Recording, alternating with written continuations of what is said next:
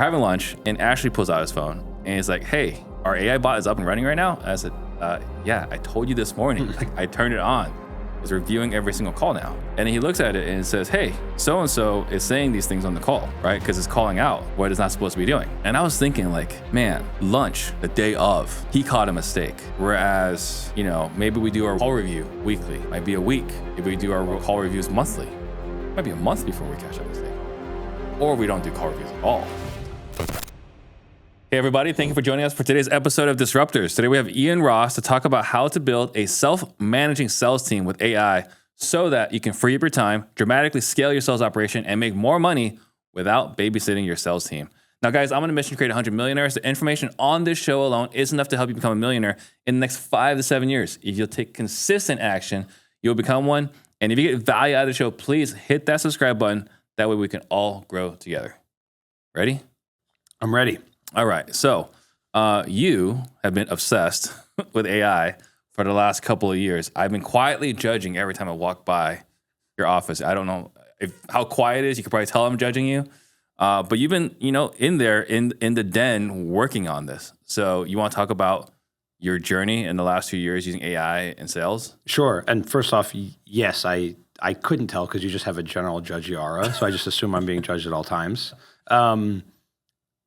When ChatGPT finally added its paid feature that you could have a memory and you could teach it stuff, I started uploading not just every sales call and transcript of every sales call, but the sales trainings I was doing for clients and our internal team to have it start analyzing and breaking down what I was doing. And I kind of accidentally, there was no real plan at this.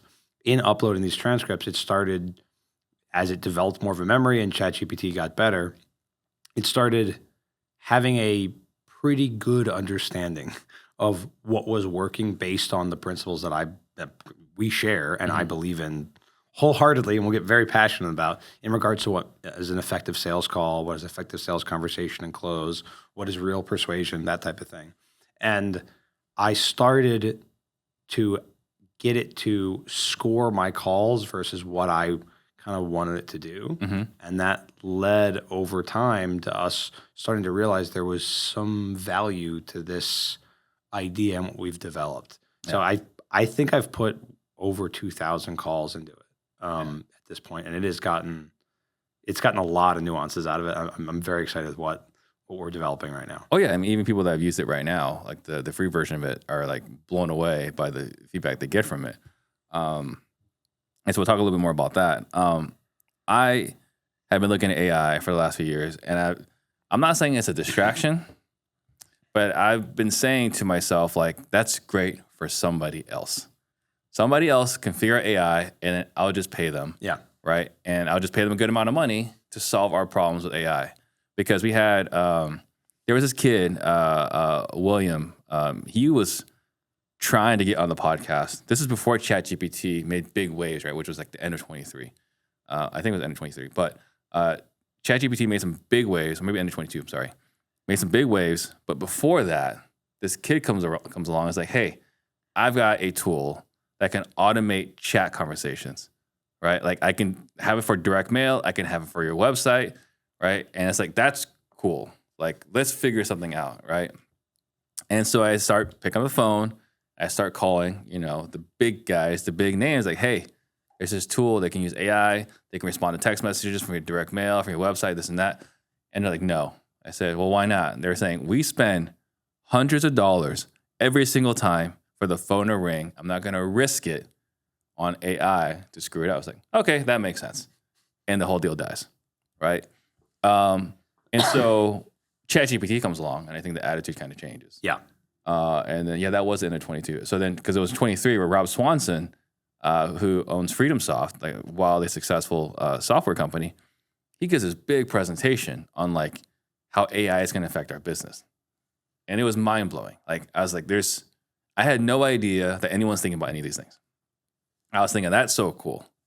And I was thinking, man, he's going to make so much freaking money.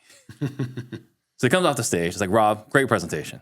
So how much is this done? So I can just pay you. He's like, oh, it's not done. We've started it. It's not done. I was like, oh, But then we agreed, whoever's going to figure this out is just going to make a lot of freaking money, right?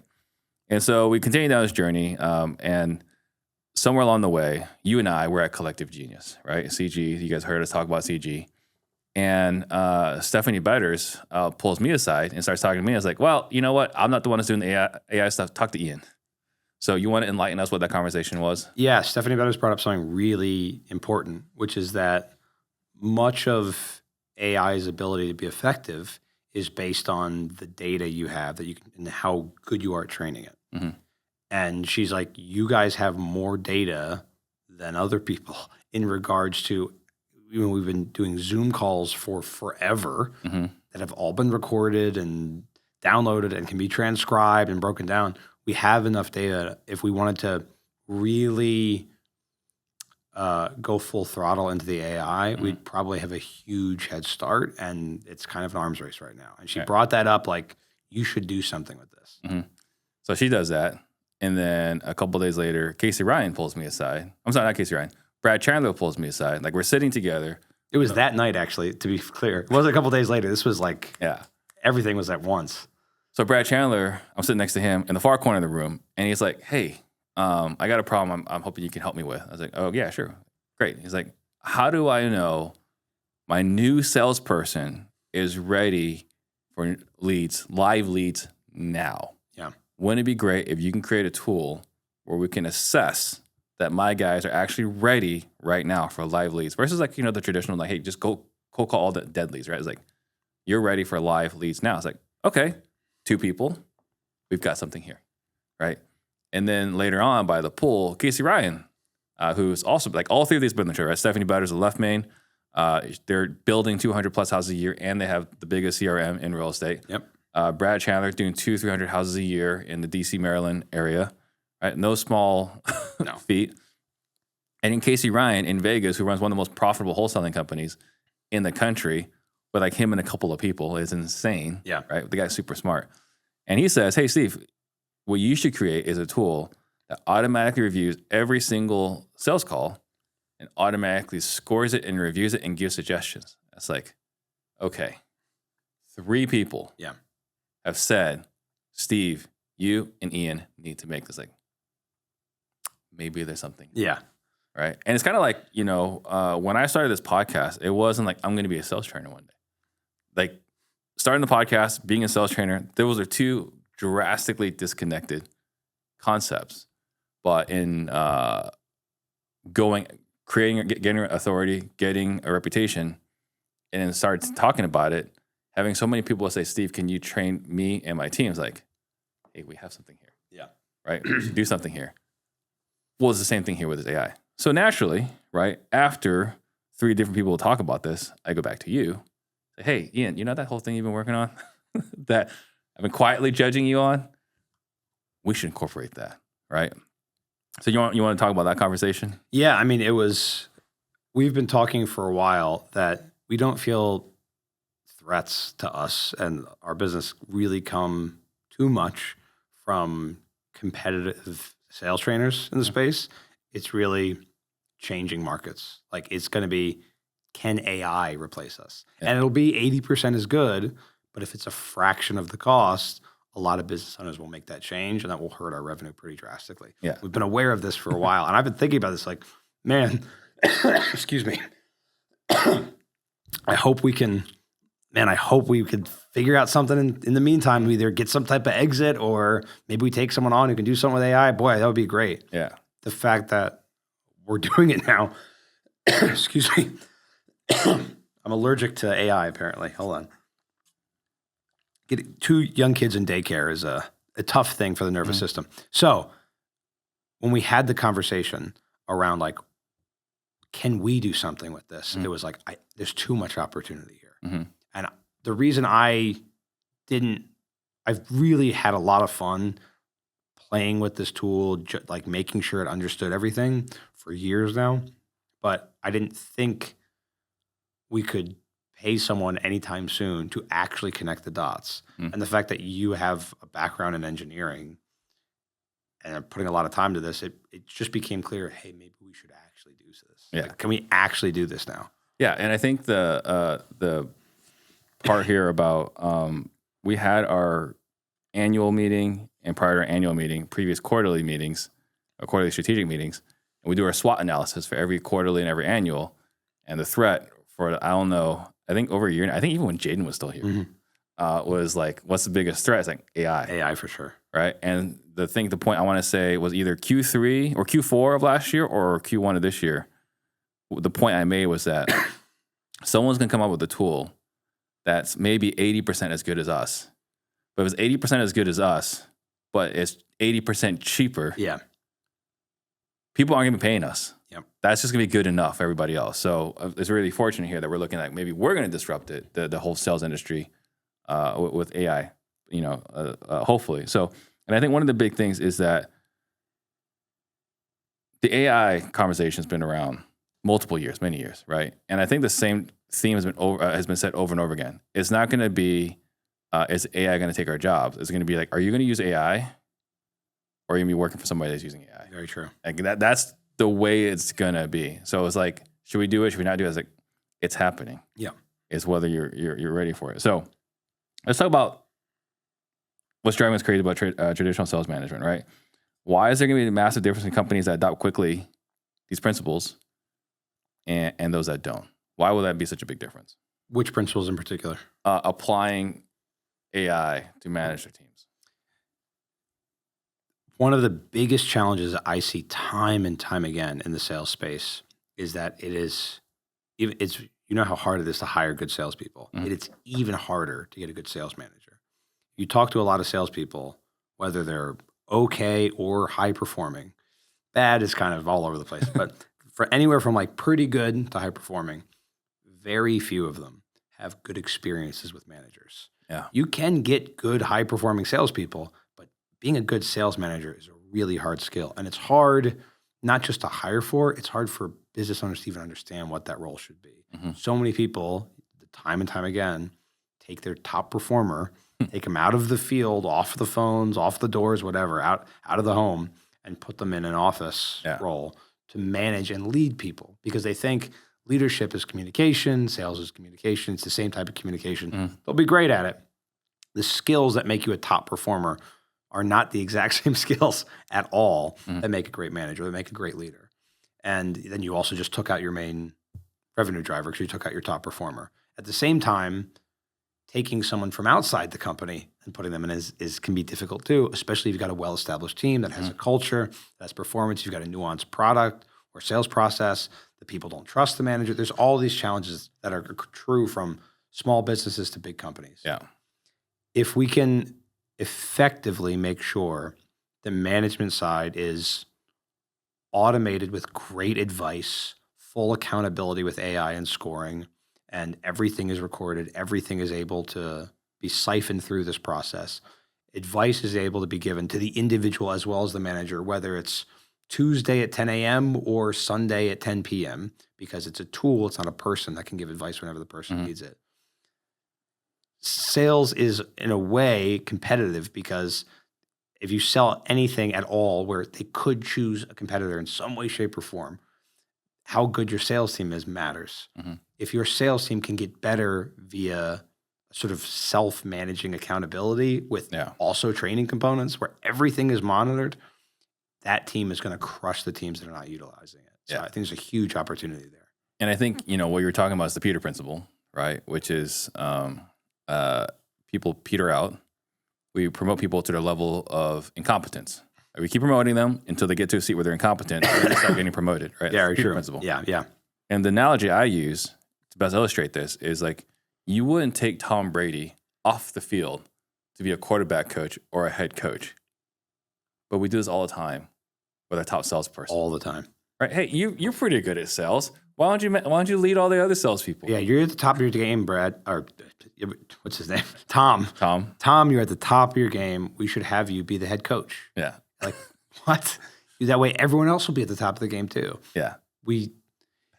I bring this up all the time. People forget that because sales is a soft skill with talking, and there's the aspect of following a process, that it's not, you can't just tell someone else what you do and then they learn it.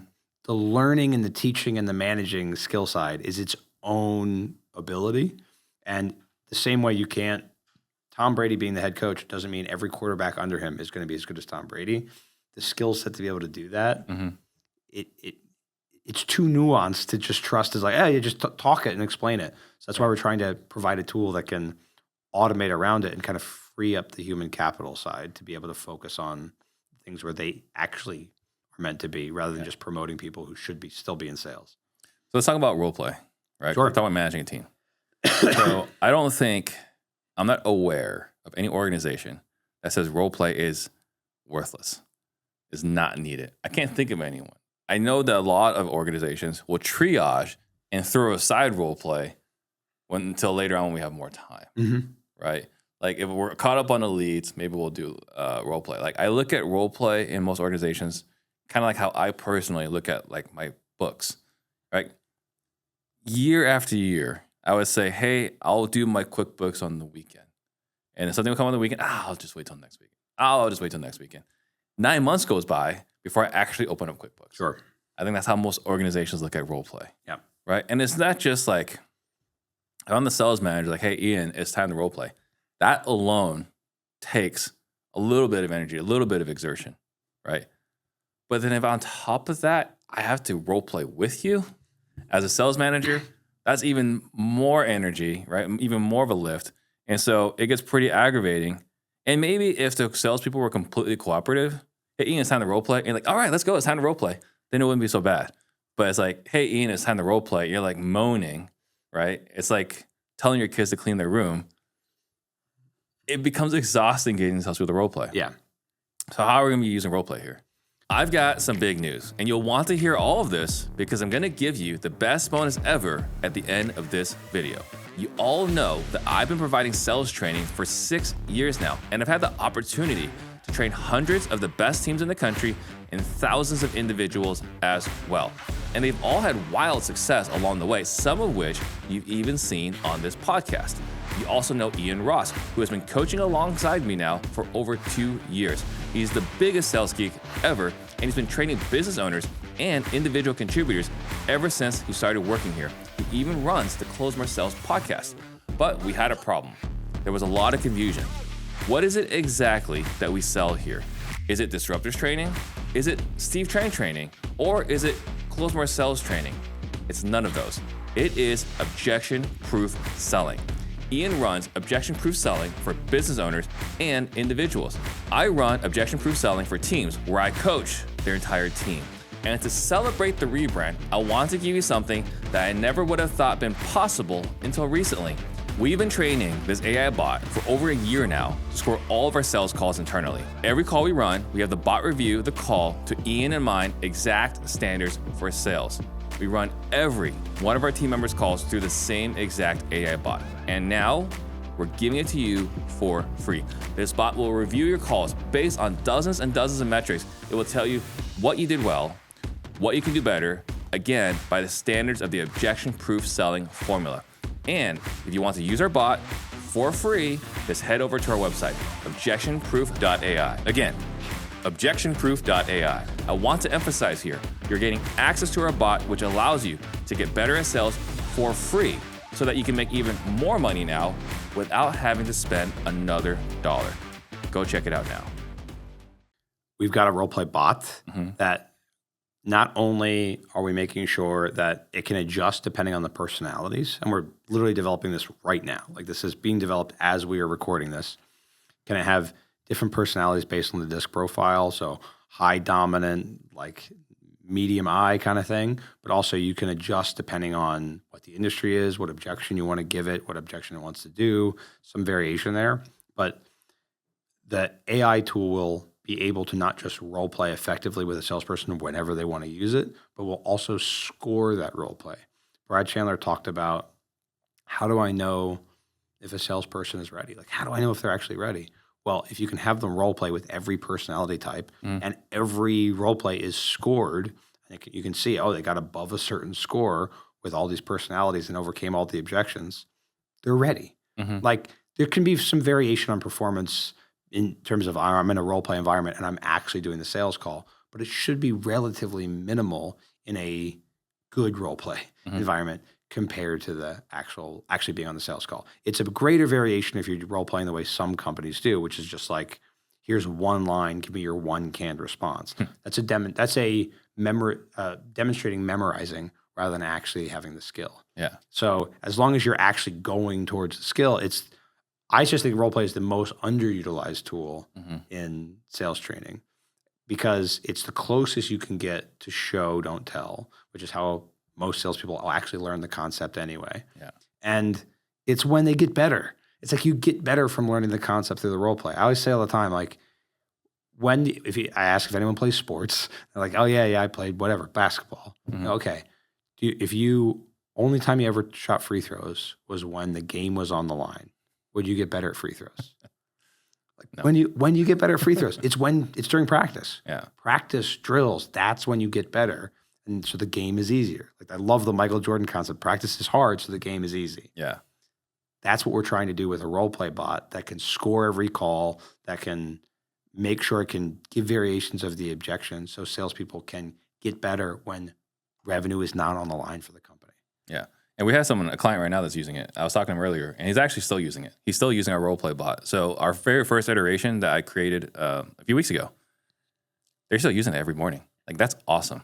But we're going to build a more robust one with multiple different personality types, multiple different situations. Yeah. As we feed more data into the system, we can have even a better role play. But one of the things I'm most excited about, there's two things I'm really excited about.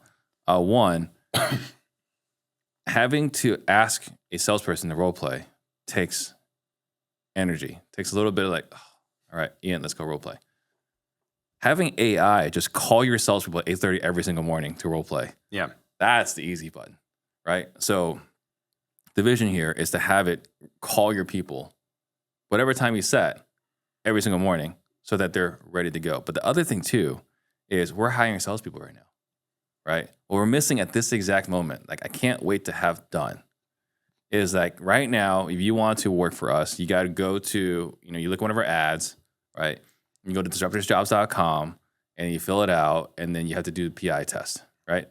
We're going to keep harassing you to take the PI test until you take the PI test.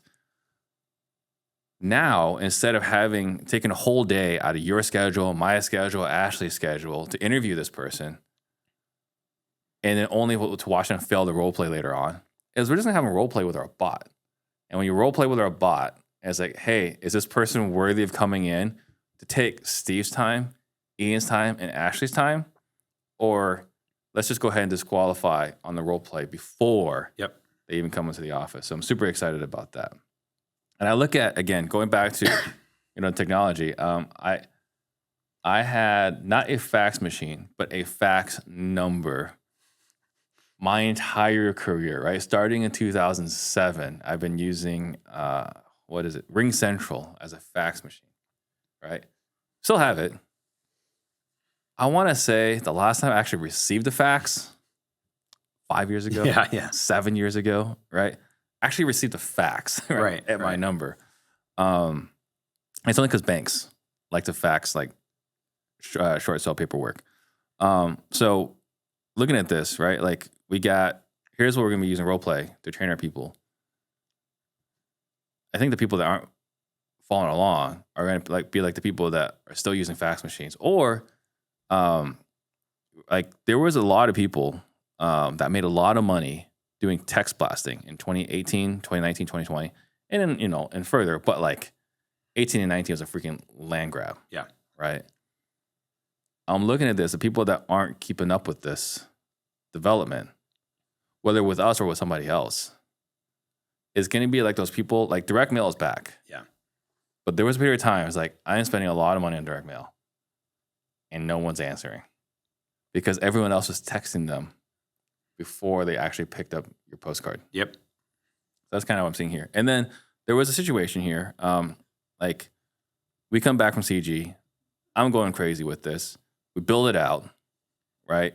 And then we turn on our own internal AI review bot.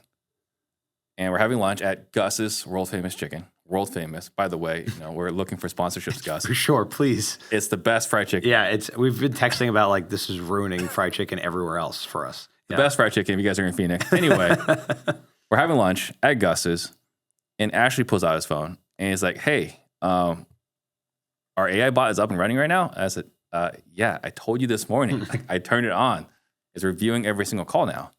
And he looks at it and it says, hey, so-and-so is saying these things on the call, right? Because it's calling out what it's not supposed to be doing.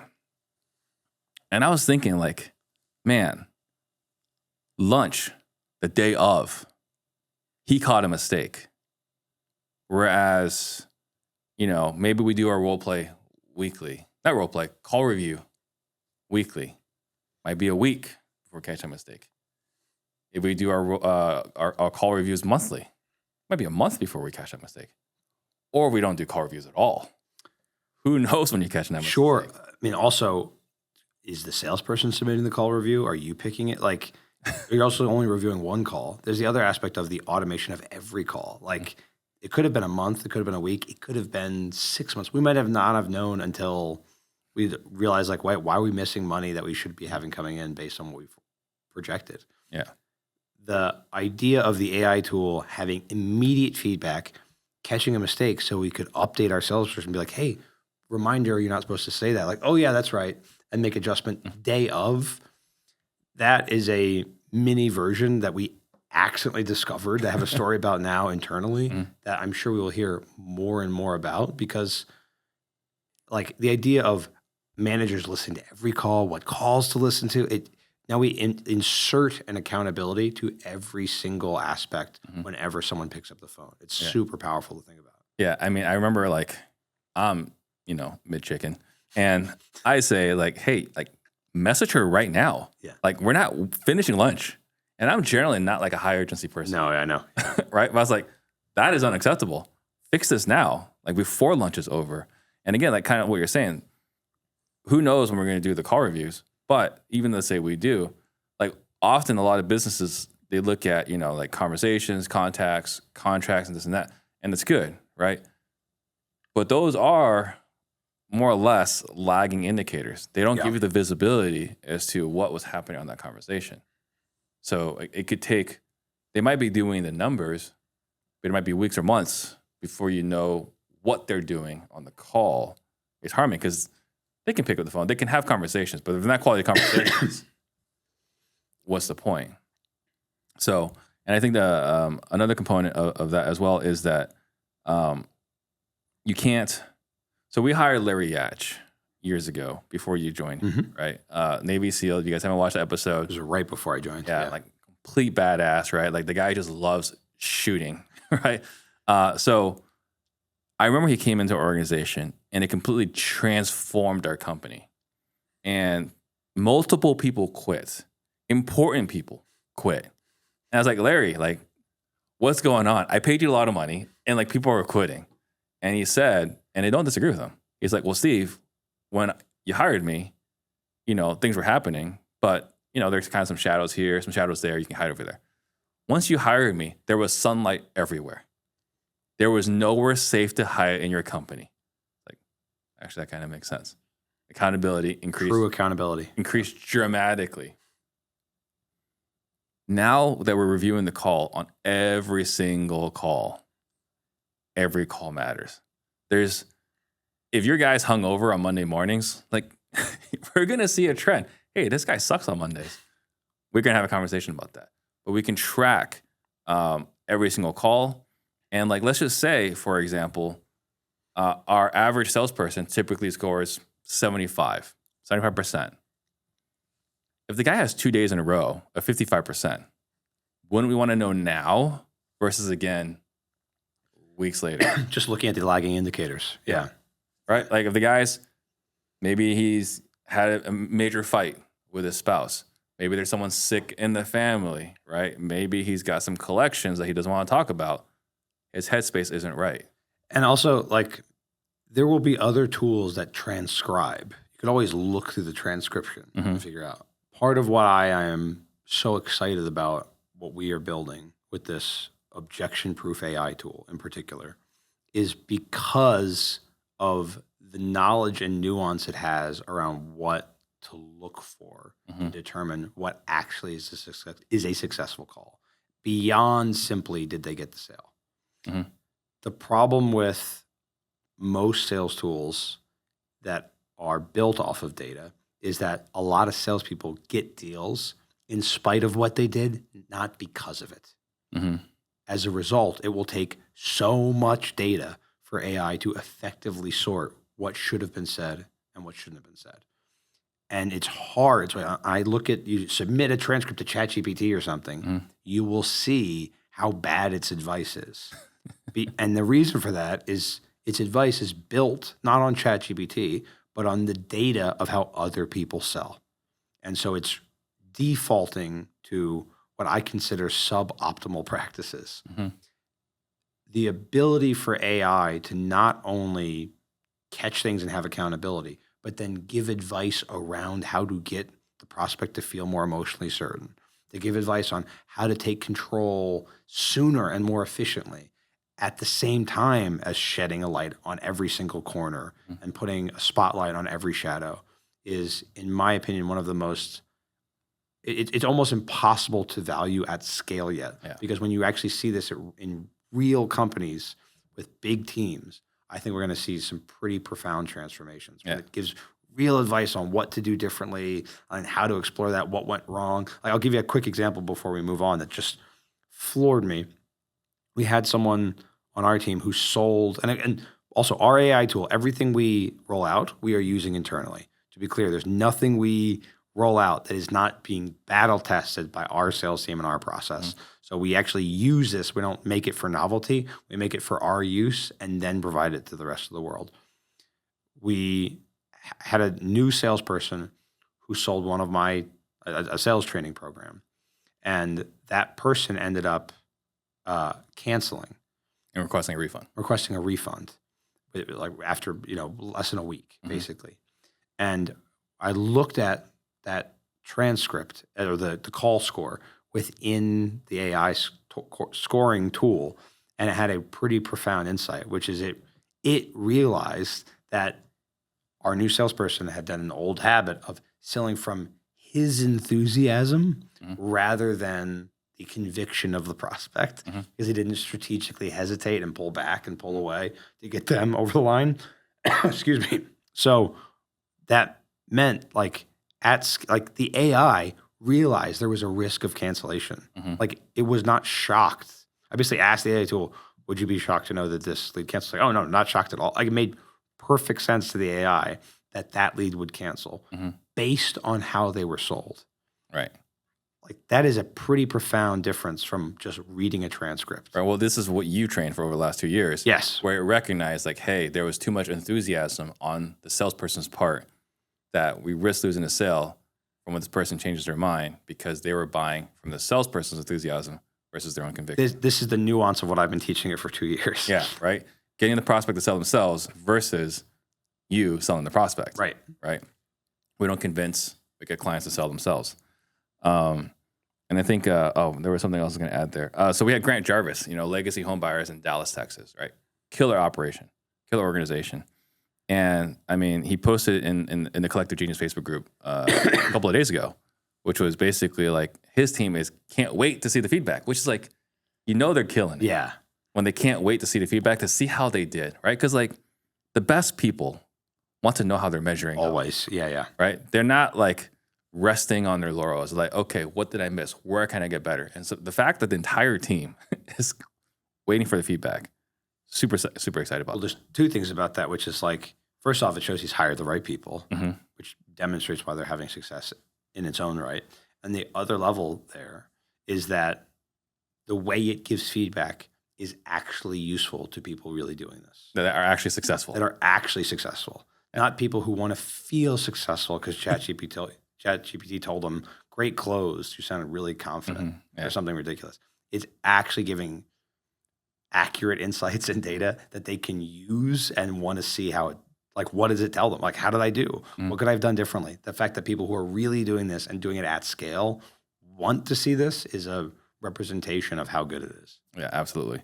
So the title of the show, right? Building a self-managing team with AI. Now, building a self-managing sales team with AI. Now, we kind of touched on it a little bit. You want to explore a little bit further, like the different aspects of a self-managing team with AI? There's there's some aspects of like what's available right now for what we're offering and what we're working on over the next couple of months to add of what I'm so excited about.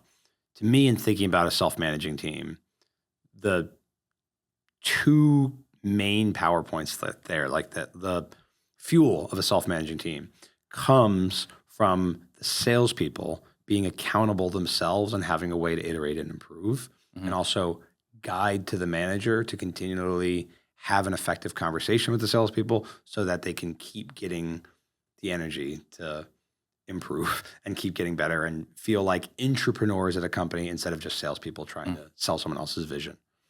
Those are the two levers there. Is like the manager making sure they're having the right conversations and giving the right advice to the salespeople, and the salespeople actually having the ability to manage and control and get better on themselves. The AI tool combined with the scoring and the role playing and a dashboard we've added now for managers to be able to see every single category. I mean, and they're nuanced, like assertive versus aggressive, explaining versus stories, emotional control, all these things. The nuance of seeing how every salesperson is doing, and that gives them advice on how they're doing right now, how they're doing 7 days ago, how they're doing 30 days ago, and then a role play tool that the salesperson can then go work on, I think is the ultimate key to giving a manager advice, because I'm really excited to also update the role play, update the AI for the manager so that they can even send like, here's the last 30 days for this person. How should I help them get better? And the tool will tell them, hey, tell them to role play with a high dominant personality who's got this type of objection and have them score over this on that time and try that 3 different ways. And if it can have that advice, there's an aspect, it becomes like easy mode for companies to be able to get salespeople to go from like okay to struggling to crushing. And those salespeople can feel like they are in control of their own journey to be able to do that. Yeah. On top of all that, I'm a very hyper transparent person. Anyone watching the podcast, I think they can tell I'm a fairly transparent person. One of the other things we've incorporated is that we have our salesperson channel, right? We call it Millionaire Advocates. Every sale that happens goes into the Millionaire Advocates channel. Daily activities are recorded in the Millionaire Advocates channel. We also have another channel where every call review is there. So you can see how that guy is doing. That guy can see how you're doing. The amount of accountability, like group accountability that exists. And on top of that, now after you've done a sales call, you can go in there. It's like, well, I agree with this part. I could have done this better. Or, hey, this part doesn't make sense to me. Or, hey, I'm going to take this part and run it. I'm going to apply this moving forward. Now we got group accountability there as well. And then we kind of touched on this, but like the recruiting component, like, I don't know, this violates terms of service of LinkedIn. So if LinkedIn, if you're watching, don't pay attention to this, right? But, when we have our bot in there to start messaging people on LinkedIn to bring in more salespeople. Yeah. Right? It's going to start messaging people on a daily basis in my account, right? So that we're going to use that to build our self-managing sales team. And again, using AI to role play with them to make sure that they're good, that we even want to interview with them. And then the last part is the follow-up sequence, right? The ability to follow up with all the prospects. Like one of the things I'm excited about, and this is getting super meta, so it doesn't apply to everybody, but we're going to be using our own AI bots to call people to sell them AI tools, right? It's getting super meta here, but we're going to get to a point where not today, but at some point, some of the inside sales roles, we had Brad Bone here on before, using text to follow people. We're going to have texting and calling from AI, who's going to be, trained by you. Yeah. So you were also talking about in that accountability side, salespeople are very competitive with each other and like to get one up on each other. Oftentimes, I'm trying to get salespeople to focus on getting better at the process rather than just the result, because there is an aspect of the result that can be out of their control. In acquiring houses, be a title issue, the salesperson did everything right and something fell through, right? But if everyone can see everyone's score and you can you used to do this thing, which is that at the end of every week, whoever got the most no's got like a free lunch, which is an awesome thing that I'd love to brag about. There's another level there, which sales companies can do, which is like, hey, whoever has the highest score at the end of the week, whoever improves on this side, there's always who's ever the most improved from last week. You can make the game and the competition around actually having the call be better in a way that they can always control. There's no, hey, this is a bad lead. No matter how bad the lead is, the AI will account for that and still score appropriately. Yeah. Did you actually follow the process to do that? And so there's new ways you can incentivize salespeople. You can inspire salespeople. You can make salespeople hold each other accountable to improvement, to getting better, to trying to figure out what they could have done differently. When you have a team like that, if you've ever been a part of it, it is highly infectious and makes people want to learn and improve beyond the just sort of like money hungry Wolf of Wall Street side. That is infectious in a really good way and can lead to incredible results for companies that use it. And I'm really hopeful we will basically let companies pay us a fee, we install the AI, and now they've got a tool to develop that internally. Yeah. Well, I mean, just imagine, right? Like we've got the 10 different aspects that we score on, which adds up to 100 points.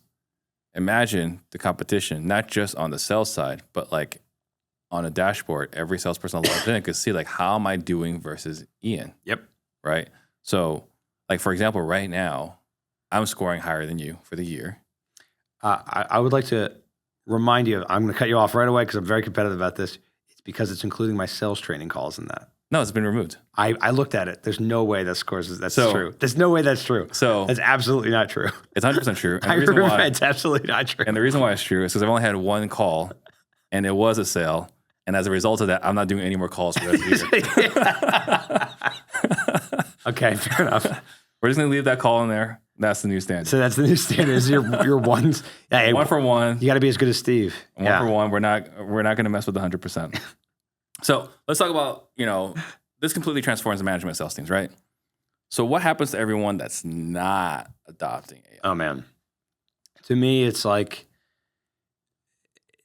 it took like it's 100 years between the horse and buggy and the cars we have today, kind of thing. I think it's going to be 2 to 3 years between when a sales team that actually incorporates this and what they can do to revenue, to attracting top talent, to inspiring accountability, to scaling, all of those aspects. It's going to be horse and buggy inside of a couple of years versus cars. Yeah. I think this is the nature of technology means that getting left behind is left way far behind with how fast it goes. We're basically like the example you've given, which I think is so apt, is like the thought process of if you could go back in time to a medieval battle and you had a mounted M60 machine gun and everyone else had bow and arrow and chest plates. It's like, well, how well would you do? We're trying to give companies the nuclear codes while everyone else is playing with slingshots. Yeah. That is the goal here. And it's like, okay, they got slingshots. Here's the nuclear codes. What do you want to do? That's what I think it's going to look like far sooner than a couple of years. Yeah. Everyone's going to have superpowers, right? And I think another way to look at this is I've said this before, and like I don't mean to be discouraging when I say this, but if you're trying to start over from scratch, not from scratch, from zero today, right? Not to say it can't be done. It can 100% be done. We have people on the show all the time that started not that long ago. Yeah. But when I started, right, in like 2011, like there was no competition, right? Like whoever got in front of the homeowner pretty much got the deal. Sure. Right? And then we get to the point where there's some more competition. Now we're getting to the point, you look at Collective Genius, right? Everyone in there is not just good at sales.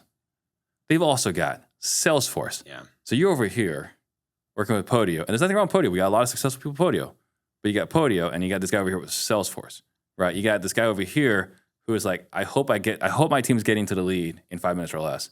You got this guy over here who knows his team's getting to the lead 3 minutes or less. Yeah. He knows it, right? We got this guy over here who's like, I hope we're answering 80% of the phone calls. We got this guy over here who knows he's answering 96% of the phone calls. What they're doing in regards to CRM, we're going to do with sales intelligence. Yeah.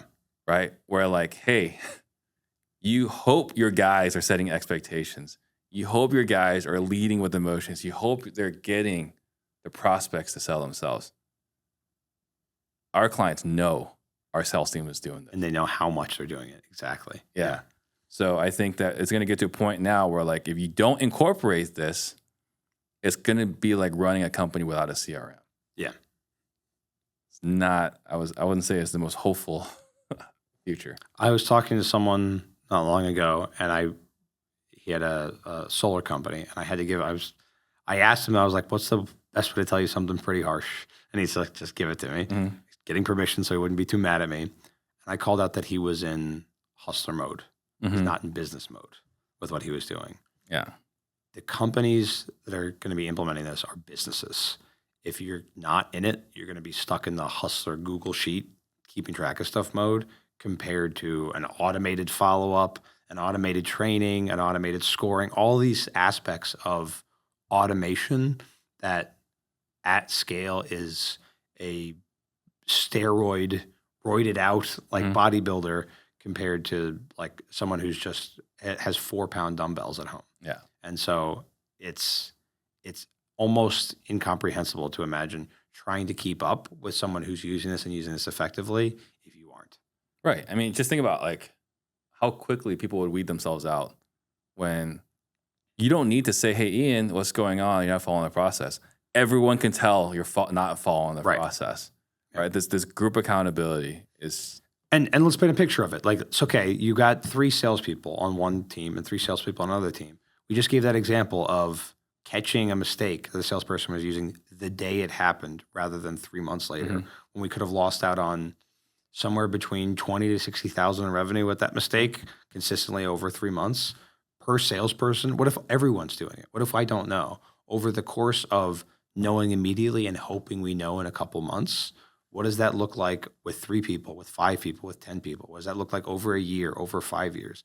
The difference in revenue from catching mistakes and accountability immediately to hoping I know and hoping the advice is there is massive. And if just that difference is reinvested back in the business, which business is going to win? It's just it's such a no-brainer. It's crazy to me. Yeah, it's such a really unfair advantage. And again, it goes back to like when we were talking about texting, right? Like Lead Sherpa, right? Jason, I forget his last name at the moment.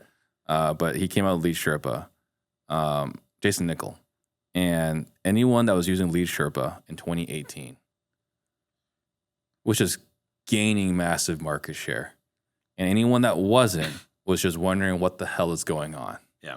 Right? Or we got, Doug Hopkins, he's in our market, right? Like he's doing anywhere between 50 and 120 transactions a month.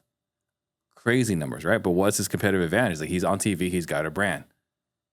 That is such a competitive edge. How do you even compete against that, right?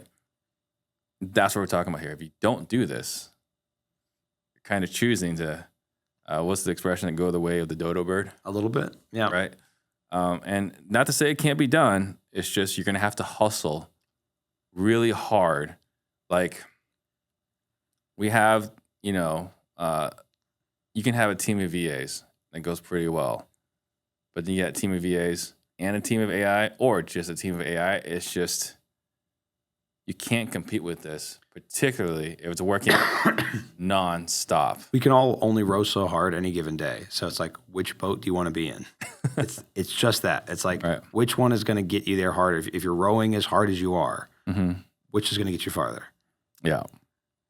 And then, so let's talk about, practicality, implementation, right? So, when someone decides they don't want to be left behind, how quickly can they build a sub-managing team and start closing that competitive? How quickly can they actually apply this? It's hard to give exact advice because it depends on the size of the team and how bad they are. But the whole nature of it being an AI tool rather than just our time. Because like I've been asked multiple times, hey, I just got a sales guy. Can you train him and get him good enough so I know it's worthy spending money? And it's just never been a cost-effective use of my time. It's just never been worth it.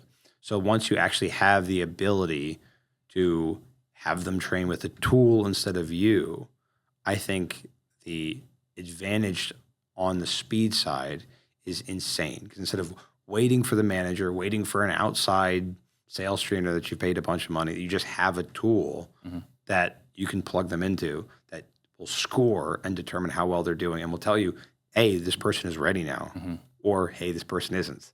Yeah. And it's just wait. You just can see right there. To me, it's almost instantaneous. The question will be, how good are you at implementing what the tool tells you to do?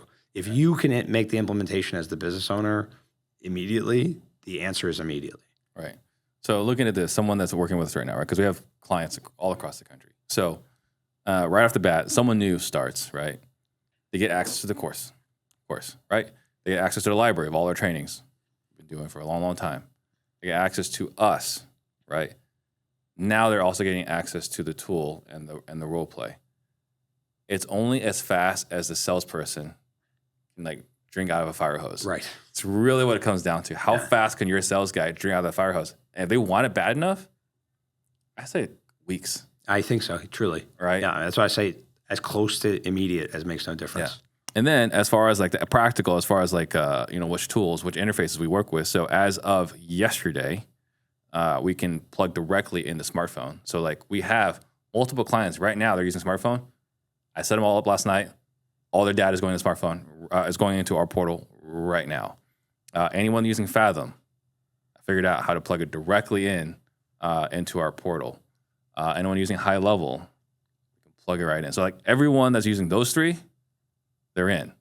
Everyone else, work in progress. We're still figuring it out a little bit, yeah. I had no idea when we started this that there are 7 different CRMs for real estate on top of like 5 or 6 different dialers. Right, yeah, truly. It's crazy. We've heard of dialers that we didn't. Yeah, in just the last couple of weeks, I'm like, and you work with this? Like, what is that? What is it? I don't know what that is. Yeah. Right? Sounds like, is that a Latin pop star? What's that? Yeah. But the incredible blessing, and I've counted my blessings over and over again for all of this. The incredible blessings is that pretty much everyone in this industry, if I need to talk to them, they'll pick up the phone. True. Crazy unfair advantage. Yeah, that's true. Right? And then B, someone was asking me like, Steve, how did you guys build this? It's like, it's really simple. Super simple, right? You have the one guy who's obsessed with everything about sales, has a podcast, Close More Sales podcast, obsessed with all things sales. And you just have another guy with almost 20 years of business experience who used to be an engineer. You've got those two things. It's pretty simple. Yeah. Also make sure the sales obsessed guy's been training AI for 2 years, and you're good. You're good. As long as you got that, you're set to go. Yeah, and you get opportunity to train the top teams. Yeah, and you get all that data. You're good to go. Yeah, so as long as you have those two things, you're good. You're golden. And then the other thing too is we've had other people say like, well, why should we go with you, right? Like there's other companies out there. There's other companies that are building out the AI tools, or they decide to do it internally. What do we say about that? In this market, every dollar counts, and bad data kills your leads and minimizes your deal count. Quality Skip delivers fresh, accurate, never recycled skip tracing data, unlike some other companies nowadays, which allows you to reach real sellers and increases real conversations, leading to more deals. And right now, for a limited time, get 50% off for the month of May, just 3 cents per skip, using the promo code RED. If you're serious about closing more deals, this is your edge. Go to Quality Skip today and level up your lead pipeline. Do it internally if you like. We just gave an example of why we're a little bit ahead there. In terms of the other companies, the biggest thing I see is that all of these companies are built by tech nerds, and we're sales nerds. Yeah. The difference there, as I said, is that when you're building the tech product first rather than the sales side first, it might look prettier than ours does in the first week because of the tech side, but ultimately it has to get enough data to give good advice in terms of that. As I said, like my favorite example of this, I used the tool at a startup I was at, very big, famous sales calling school. I'll just say it, it's Gong. Great. I loved it at the time. I loved it. I thought it was the coolest thing I'd ever seen. One of the things I got as a negative on every single sales call I did when using it was it kept on giving me a bad note for saying the words, I don't know.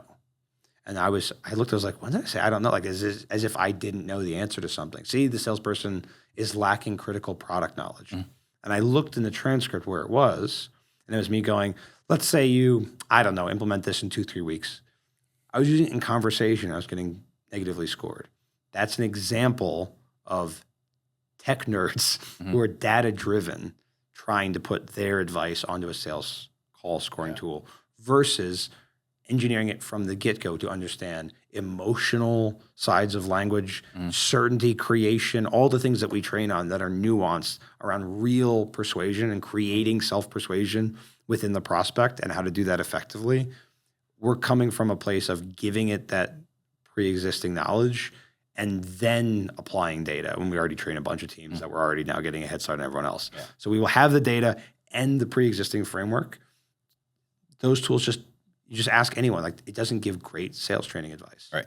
Ours is it's basically my brain on steroids is how I think about it. It's my brain, everything I've been obsessed about over, which is like, it is a true obsession. I tell you, I'm like, I have an obsessive personality, not an addictive one. And you're like, whatever. But truly, like, I'm obsessed with sales and persuasion.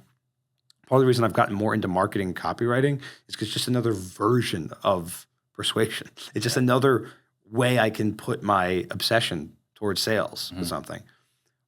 I've gotten really good at teaching AI how to understand this stuff and how to give feedback and output that still aligns with that methodology. So to me, it's a matter of like, which did you want to take advice from?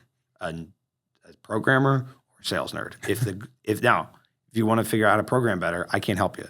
Right. If you're trying to score your sales calls, I'm fairly confident that me with an AI tool is just me on steroids. Yeah. Well, and it's funny, like, we had Adrian Hernandez on the show, and he asked me about, like, Teslas. Is it a real car? Right. Which is an interesting conversation. But if you look at this, I love my Teslas. I've said this, right? Like, my wife's on her second Tesla, her second Model X. I'm on my second Model 3. Love my Teslas. But make no mistake about it, it is a car built by a tech company. Right. I love the car, but it's not a Mercedes. Right. Yeah. Right. Like, you drive a Porsche, drive a Mercedes, drive a BMW. That's a car made by a car company, right? They add tech to it to iterate, to improve, to be a better car company, but it's still a car company. Tesla is a tech company that makes cars. It's fun as hell, but if I want comfort, if I want creature comforts, not going with the Tesla. Right. I get it because I like driving crazy, right? That's the only reason why I have it. And so the options then is like, do you want it, kind of like you said, you want a tech company to teach you sales, or do you want a sales company that got better at it using tech? Yeah. And again, I understand that they're data driven and that's what they rely on. That is true for other fields besides sales. The reason this is a special point in sales is because, I'll say it again, so many salespeople get deals in spite of what they did, not because of it. And so when you have transcripts of sold deals and feed that to an AI or neural net to learn from that data, it will pick up bad habits. And it's really hard to unlearn bad habits. That's why AI gives bad advice on sales stuff without preconceived instructions on what to give and what not to give. So as a result, it doesn't matter how much data they have. They will need so much more data than they currently have right now to catch up to where we're at. And now that we're including this and getting more data, I think it's just going to be lights out. Yeah, and I think the cost, right, of not doing this is that every day that goes by is you got a sales rep who's not, more or less AI infused. For sure. Right? Every day that goes by, I don't know what that revenue costs for that rep. I don't know how much that's costing you as a company per person. But, every day that goes by, I feel like it's every day you're losing progress. I'll also say it's so true. Other stuff I've taught this AI, like, it understands if it's not certain about a certain tactic a salesperson used, to wait to judge until it sees the prospect's response. Like, because it has learned to be more humble with tonality because it's missing aspects of it. Mm-hmm. So because of that, it actually knows to not give bad advice by default based on just what a salesperson said, because it knows it won't pick up all the tonality. Like, the nuances of that is stuff that is 100% unique to what we have. Mm-hmm. I know that is nowhere else. Yeah. And so getting that at scale for your company, it's absolutely a game changer. Yeah. And it's funny, right? Because you talk about other companies. I saw someone do a demo, right? And they're like, oh, yeah, you guys do this? I already built this. Let me show you what I got, right? And I was like, okay, let me see what you got. And he opened it up and he showed me his prompt. And it was like, how would you say this if you were Jordan Belfort? Like, that's the ChatGPT problem. I was like, wow, okay, that's the competition. Fantastic. Yeah. Right. Hilarious.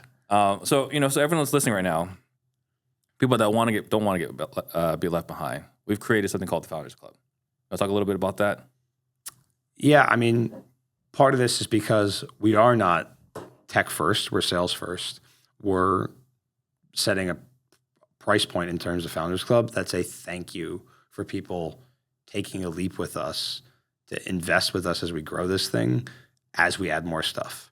And so what's so exciting about Founders Club is that we're promising people who get in that as our prices increase inevitably to become more competitive as people are screaming for this, as our costs increase, running more data, running more stuff for AI, you stay locked in as a thank you for it. Mm-hmm. So it's one of the things that I'm very proud to be able to offer to people because of how powerful it is, that I know what this would be worth if this was being charged for from one of these other big dogs. And for us to be able to lock people in at such a lower rate is insane. Yeah, I mean, looking at what we're charging compared to other companies, their setup fees. Actually, less than their setup fees. It's less than their setup fees. What we're charging is less than other companies' setup fees, let alone their monthly fees, right? Yeah. And we're doing this because I want, for the people that we're working with, to grant them the superpowers and just obliterate everybody. Yeah. We're just going to... We're in the growth market share mode. As a result, if you hop on now, you get it for less. There's that too. And you'll also be on the growth yes. field because you're going to be gobbling the competition. Exactly. Right? Like, again, like Grant in Dallas, right? Like, they're already using it right now every single day. Yeah. And I've got people I train who tell me they put every call through it. They're like, the free tool. Yeah. Like, it's crazy. So if you guys are listening right now and thinking, like, I can't afford to be left behind, right? Because this is about not just the price. It's not about the price. It's not just about the money. It's also the timing, right? Like, you get this before everyone else. Because this is the first time we're really talking about this publicly, loudly about it. Definitely. I've posted it on Facebook. I posted this on Instagram. But I haven't really been screaming about it from the mountaintops because we had something that was conceptually there. We now have something that people are actively using every single day. And raving about. So if you think you feel like you can't get left behind, what I would suggest, right, is go on to objectionproof.ai.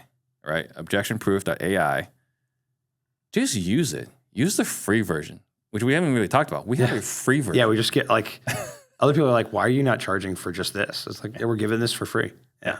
Because we want you to see it's night and day. Like, there are other companies out there say they have something.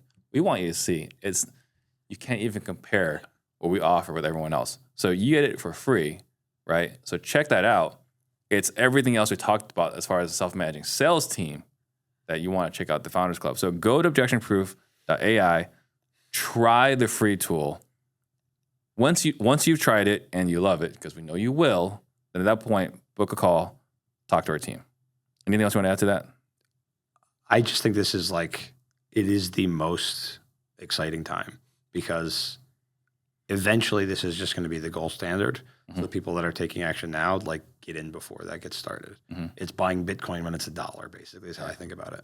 Yeah. If you're using this could be your opportunity to catch up to everyone else before they use it. Exactly. Yeah. So let's talk about the future, right? So, where do we see the landscape with AI in sales? I think it's going to be an inevitability that it's included in every way, shape, or form. I don't know. I get asked all the time, why train salespeople? Because I think AI will be calling to sell. Maybe. I also just think regulation is going to come and destroy that for most business to consumers experience, and probably business to business as well. People want to talk to someone. Mm-hmm. So the more important aspect will be, how does it not touch? It's the only thing I think it might not do is that the salesperson still has to have most of the conversations. Mm-hmm. Everything else will be touched by AI. How they're trained, how they're onboarded, how the calls are scored, how the leads are sorted, how they're prioritized, how the notes are taken, how the follow-up sequence is set up, how the salesperson's driving route is. Everything is going to be AI. Mm-hmm. The only thing the salesperson has to do is show up and do what it's been trained to do. Yeah. I mean, you look at lead scoring, right? We haven't even talked about that, but we're going to be scoring the leads so that we know, if you follow the sales process and this is what happened, now we know like, hey, here's a good lead, here's not a good lead. Yep. Having the rhythms, knowing like, hey, given what this conversation was, this should be a 3-week call or a 2-week call or a 2-month call. I think that AI can do just about everything except sales. The actual sale. Right. Yeah. And I think it could do the inside sales. It probably could do most of it. Right. I think we're probably 12 months away from being able to do the inside sales. So if you guys are in inside sales, I'm sorry. I think we're probably 12 months away from that. But to do the outside sales, the biggest gap AI has is that it has all the knowledge. It doesn't have the inventiveness. Yeah. It doesn't have the imagination, right? And it's doing pretty good. It's making movies and whatever, but it's like, who knows where it's going? It's hallucinating. Like I was doing a demo yesterday with a client, and they're like, well, can it do this, this, and this? Just like, look, when AI doesn't have the answer, it sounds like a drunk 8-year-old, right? Like, we don't know what it's going to say when it doesn't have a reference point. Yeah. When it has a reference point, it's pretty damn smart. Yeah, it's really good. If it doesn't have a reference point, that's where the imagination comes in. So I think, it's going to replace a lot of roles. I think a salesperson is still be absolutely key. And I think there's going to be people have complained about this, is that we were a country of haves and have-nots. I don't necessarily agree with that, but that is, a generalization, right? I think it's going to be like, do you have AI or you're out of business? I completely agree. I don't think there's any other way, right? And so I'm just excited that we're able to, take the lead on this, because remember, like in our annual meetings or quarterly meetings, like what's going to happen? Like, what's the greatest threat? It's like AI is going to take our business. I think so.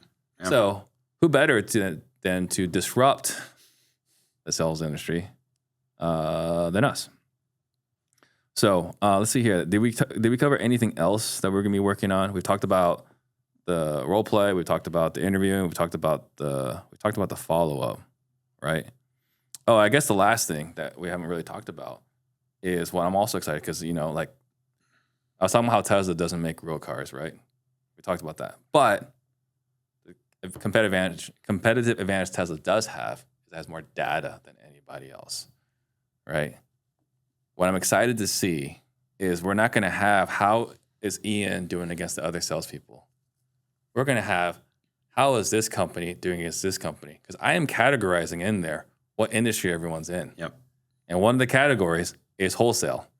So we're going to have in there, hey, here's what the wholesale companies are doing as far as scoring wise, and we're going to be attaching revenue. Because it's not going to be like, here's what Ian's theorized. This is the best sales practice. We'll have real data. It's not going to, here's what Steve's theorized. It's not going to be what some other guys theorized this is best sales practice. Or, this industry, a lot of mavericks, right? Forget what they said. This is the best way. We're going to have real data. Yeah. And we're going to say, here is what it takes to win in sales. So we're going to say, like, we're going to see average revenue, and we're going to look at how they're doing, and we're going to re-weight all the categories. But now you can see, like, how does, we buy AZ Homes in Phoenix compared to maybe Eric Brewer's team in York, Pennsylvania, compared to Phil Green's team in San Diego. We're going to be able to compare side by side. How does my average sales guy compare against his average sales guy? Not just in production, which we'll have, but also in quality of sales conversations. Yep. And once you have that, now you're going to know like where we're falling short and how we can improve there as well. Definitely.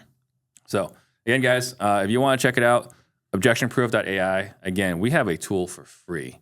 It has the script review. It has a role play bot up there. It's still the first iteration is still there. That's what the other. Oh, okay. All right. Still the role play bot. So that's there right now. Objectionproof.ai. Like I said, check it out. You can upload a transcript. You can upload a text file. You can upload a WAV file and an MP4. Can't really make it any easier for you. Go try it out for free. Seriously. Yeah. And then once you try it out, and you think this would be good for your team, then schedule a call, talk to the team. So thanks a lot. Thanks. I think this is good. This is super exciting what we're going to do, disrupting the sales industry. So I'll see you guys later. See you guys next time. Appreciate you guys. Thank you guys for watching. Shout out to Steve Train. Jump on the Steve Train. Disruptors.